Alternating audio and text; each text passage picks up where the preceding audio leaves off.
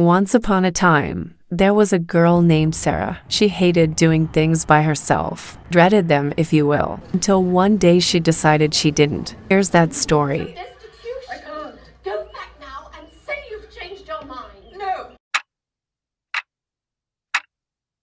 Hello everyone! So as you can tell from the previous clips, I decided to take myself on a solo date to see the 20th anniversary of the Pride and Prejudice film in the movie theaters. And this experience was truly so much fun. As a senior at Bowling Green State University, this is something freshmen definitely not have done. So I think that represents a lot of growth for myself personally. I did go by myself, so talking about that experience, I think there is such a pressure in our society to go and do things with other people, kind of straying away from doing things by yourself.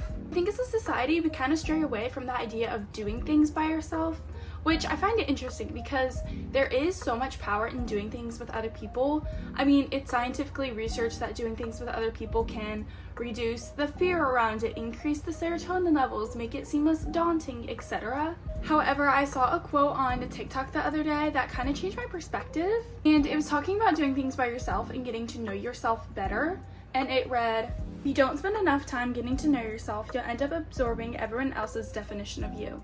And immediately that sent me into a existential crisis because I think this is such a deep-rooted thing in our society. I feel like we tend to internalize other people's perception of us and take it more to heart about what do other people think of us more than what do we think of ourselves. And as a good friend always tells me, liking something or liking other people is a two-way street. Someone may not like you, but do you even like them? It really always kind of shifts my perspective into a healthier mindset, and it kind of can be applied into various different aspects of your life. Finding the right people, you will realize that someone who really truly cares about you and loves you will never try to tame down parts of yourself. They'll try to accentuate that and help that be more seen. So that way I am not living and absorbing everyone else's perception of me and letting that dictate who I am and the life that I live. I feel like I'm kind of straying away from the main topic at hand, which was me going to see the Pride and Prejudice movie by myself.